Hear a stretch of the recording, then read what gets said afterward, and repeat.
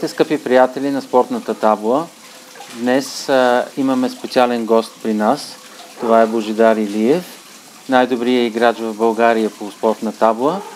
Много се радваме, че си при нас. Добре дошъл! Благодаря. Радвам се да бъда в студиото на Трите капии. За мен е много голямо удоволствие да бъда един от вашите първи гости. Благодаря, че си тук с нас. Повода, за който в момента сме се събрали, е шампионската титла на Божидар от втория турнир Олтения в Крайова, Румъния. Честито, Божо! Много благодаря. Много се радвам. Чест и удоволствие. Божо е започнал да играе табла още от 4 годишна възраст, като от 7 годишна възраст играе и смесена. В спортната табла участва по-активно от 2016 година.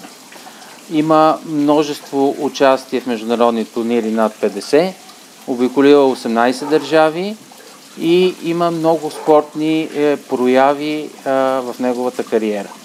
Това е неговата втора шампионска титла след Рим 2018 година.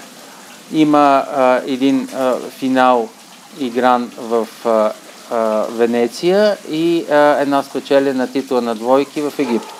Много добре сте информирани, колеги. Впечатлен съм. И сега бих искал да ни разкажеш в Крайова как протече турнира. В Крайова турнирът протече много приятно, бих казал. Естествено, след като тези красиви предмети са тук с нас. В началото нищо не предвещаваше подобен развой, тъй като след четвъртия кръг имах вече 2 загуби. Едната доста злощастна и така настроението беше минорно, но дойде точно преди обедната почивка, отидохме целият отбор на обяд, така в общи линии настроението беше много положително и след това признавам си, че не съм правил сметки за толкова напред в турнира, ами по-скоро идеята ми беше да натрупам възможно най-голям брой победи, с които да си гарантирам повече точки за Балканския тур, част от който е този турнир в Крайова. Докато в един момент победите станаха толкова много, че реално погледнато се отвори вече реална възможност за атакуване на първото място. И да, това се случи в общи линии. Определено съм много доволен от този факт, от този успех. Всички доволни. Също така, както ти спомена, имаш в момента първо място в Балканския тур във временното класиране. Затова има още една купа за теб в момента. Имаше ли усещането от самото начало, че ще спечелиш този турнир? Имаше ли го това предварително настроение? Аз на всеки турнир, на който ходя за да го спечеля. Не ходя за пари, не ходя за нещо друго, ходя за да ги спечелвам тези турнири, но разбира се, това го правят и всички останали участници, което прави задачата доста трудна. На този турнир естествено също съм отишъл с идеята да го спечеля, но както вече споделих, след четвъртия кръг и постигнатите натрупаните 2 загуби, това изглеждаше малко вероятно, но понякога се случва така и между другото мога да направя препратка към другия турнир, който бях спечелил няколко години в Рим, където също на турнир с формат двойна елиминация загубих още първия кръг, след което 8 победи бяха необходими за титлата и същото нещо се получи сега в Крайова, където след втората загуба отново трябваха 8 победи, така че явно това ми е късметлийски брой оставащи мачове. И концентрацията е била по-висока за останалите мачове. Кой беше най-трудният матч по пътя към победата? Ами мога да кажа, че мачовете се разделиха на няколко групи. Първо играх с 3 най-добри румънци, които бяха в този турнир. И бих казал, че това бяха може би най-лесните мачове, защото тях най-много ми вървеше. А обратно имах мачове срещу по-непретенциозни съперници, 2 от които загубих и няколко от които бяха много успорвани. Не мога да определя някой за най-интересен или за най-труден, но в интерес на истината финалният матч се получи по-труден отколкото изглеждаше, тъй като поведох с 10 на 4 Кралфорд и към него момент изглеждаше, че победата няма да закъснее, обаче малко по-късно резултата стана 10/10. Колегата от Скопие Леко, когато искам да поздравя за доброто представяне, всъщност успя да се справи с ситуацията и беше близо, тъй като в последната игра няколко пъти настъпиха обрати.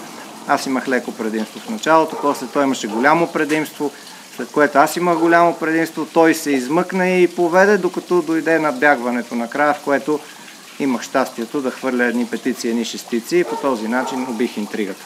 Значи било е наистина голяма табла драма до последния момент и така допълнително това ти е донесло радост и щастие от победата. Може ли сега да ни разкажеш малко и за участието на другите българи в турнира? В Крайова на турнира от Теня имаше 10 български представители, от които един дебютант, Румен Рикевски. Той се представи чудесно, игра финал на двойки. Негова успешна дисциплина, тъй като на първия пък му турнир в България той спечели турнира на двойки във Варна преди 2 месеца. Да. Сега игра финал, загуби от Леон и Андрей, младата звезда на Румъния, но въпреки това големи поздравления за Румен. Отделно от това имахме още добри представения. Нашият съотборник в клуб Табла Славия, Росен Стоянов, стана 7-ми в основния турнир и игра финал на последния шанс. И последното добро представяне беше на Владислав Късовски, който игра финал на едноточковия турнир. Или иначе казано, тръгнахме с 4 плюс 1, 5 трофея за 10 участници в много силна конкуренция, тъй като не знам дали нашите зрители знаят, но румънските турнири са сред най-силните като средно ниво на игра в света, тъй като нашите съседи в продължение на няколко години полагат много големи усилия.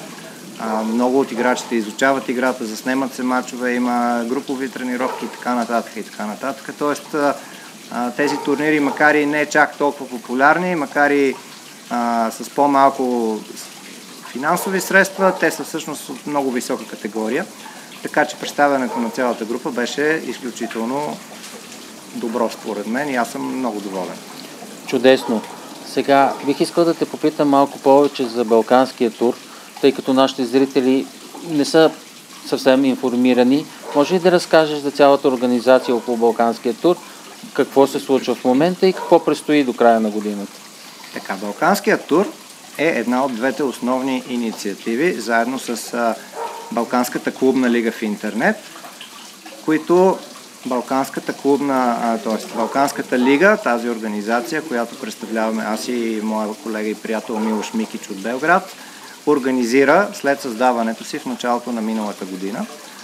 В интернет имаме тази година 20 отбора, което е с 4 повече от миналата година, а пък Балканския тур още през миналата година загатна за големите възможности на Балканите, тъй като имахме над 450 участници, а тази година след турнира в Крайова вече имаме 820 играчи, които са се състезавали в турнирите от тура и има всички шансове предвид оставащите 2 турнира в Загреб и Истанбул, броят на играчите да надхвърли 900, което е един изключително голям успех и ние като организация много се радваме за това, че успяхме да обединим таблата на Балканите по един много добър начин, тъй като в нашите държави много неща се случват, има много клубове, много организации, много турнири, но истината е, че с малки изключения никой не знаеше за това какво правят съседите му. Да. И нашата цел, освен да имаме балкански шампион, беше да сближим хората, да ги сприятелим и те да чуят за събитията, които се случват в държавите около техните. И сега в Крайова имахме представители на 6 държави, от които 5 бяха балкански. Над 15 играчи бяха дошли не специално заради Балканския тур, но заради това, че турнирът е част от Балканския тур.